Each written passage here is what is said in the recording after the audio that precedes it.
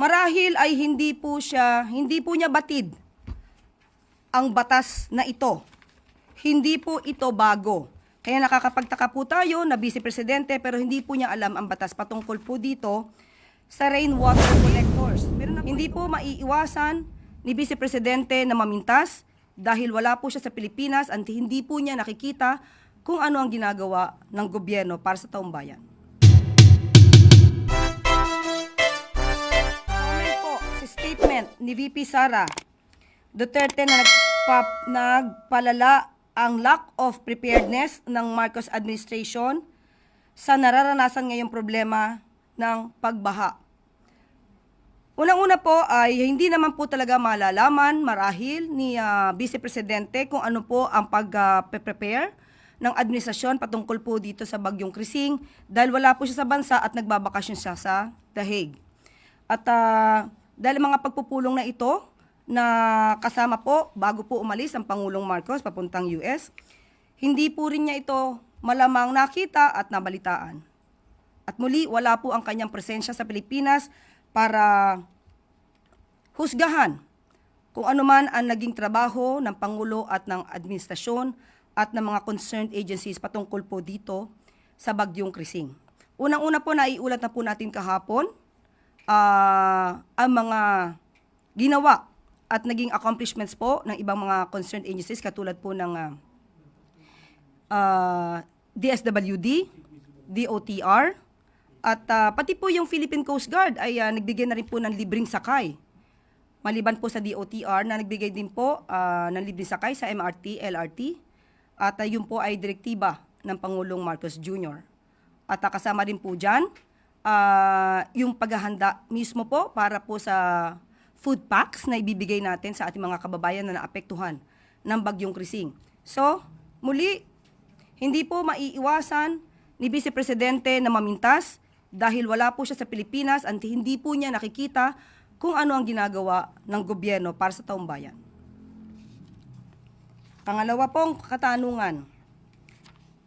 Nasabi rin po ng Vice Presidente, mula din po to kay Tristan Nodalo, ipunin po natin lahat, tapos i-deliver po natin sa Malacanang para po may mainom siya. In response sa nauna sinabi ng Pangulo to reuse flood water for agricultural purposes. Unang-una po, kinutya niya ang suggestion na ito ng Pangulo na ipunin ang tubig ulan. Marahil ay hindi po niya batid ang batas na ito. Hindi po ito bago. Kaya nakakapagtaka po tayo na Vice Presidente pero hindi po niya alam ang batas patungkol po dito sa rainwater collectors. Meron na po itong batas. Republic Act number 6716. Ito pa po ay noong March 17, 1989. An act providing for the construction of water wells, rainwater collectors, development of springs and rehabilitation of existing water wells in all barangays in the Philippines. So nakakapagtaka po talaga na wala po yatang kaalam-alam ang Vice Presidente patungkol po sa rainwater collection system. At ang pinapalabas lamang niya ay pag-iipon ng tubig sa timba. Tandaan po natin na ipakita rin po ng DSWD at ng Pangulo ng ibang mga tubig na naipon ay maaari pong inumin.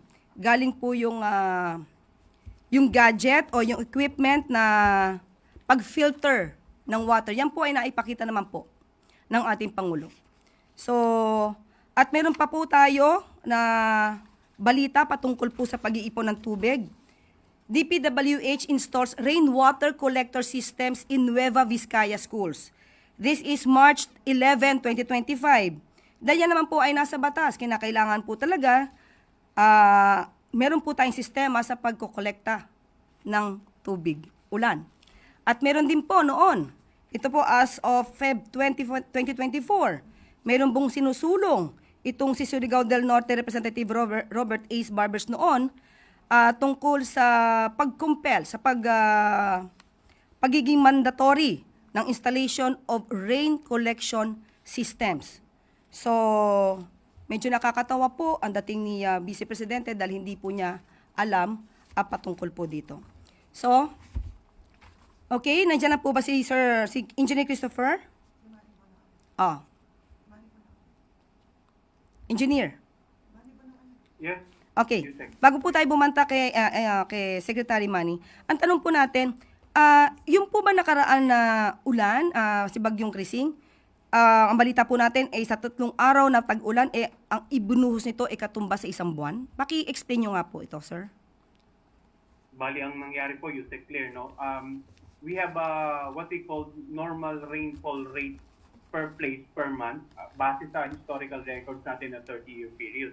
Ngayon, yung naging pag-ulan na dulot nga nitong si Pinag-Ibayong Habagat during the time of Krising, in between July 19 hanggang 21, ay nalagpasan niya po yung normal na monthly rainfall ng Science Garden, Quezon City in just a 3-day period. Kaya nakita naman po natin yung talagang mga pagbaha na naranasan sa nakararaming bahagi, hindi lamang dito sa Metro Manila, kundi maging sa mga karatig lalawigan.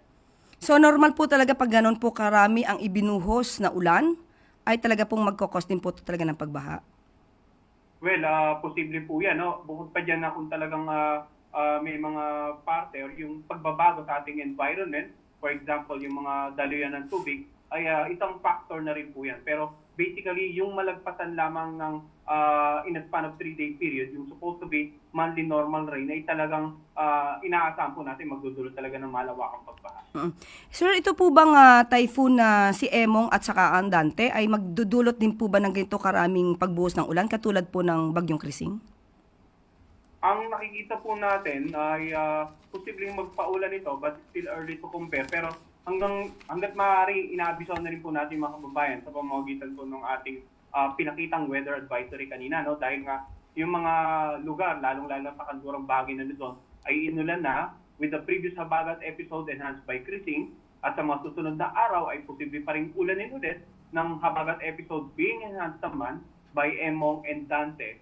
So kahit minimal lang sabi natin hindi ganun karami, pero kung saturated pa yung mga kalupaan ng mga area sa inulanan nitong mga nagdaang araw, ay posibleng maging cause pa rin ang mga pagguho ng lupa. At yun nga, yung nabanggit din natin kanina na yung mga pag-subside ng mga water level sa ating mga ilog ay posibleng maging mabagal dahil nga may na-anticipate pa po tayong mga pag-ulan sa susunod na araw. Kaya yung paalala natin sa ating mga kabayan sa nakararaming bahagi po ng Luzon, particular na sa mga lalawigan sa kanlurang bahagi, na patuloy pong mag-monitor sa latest update natin regarding mga bagyong Dante at Emong, pati na rin sa Habagat. At yun nga, patuloy din pong makipag-ugnayan sa kanilang local government officials at saka local disaster risk reduction managing officers para sa mga patuloy na disaster preparedness and mitigation measures. May forecast po ba tayo sa darating na SONA ng Pangulo patungkol sa weather?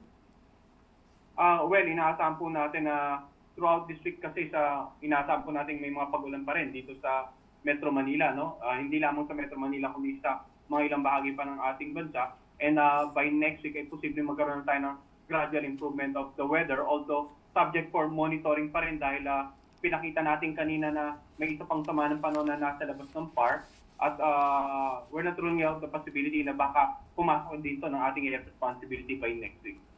Maraming salamat, Engineer Christopher ng DOST Pag-asa.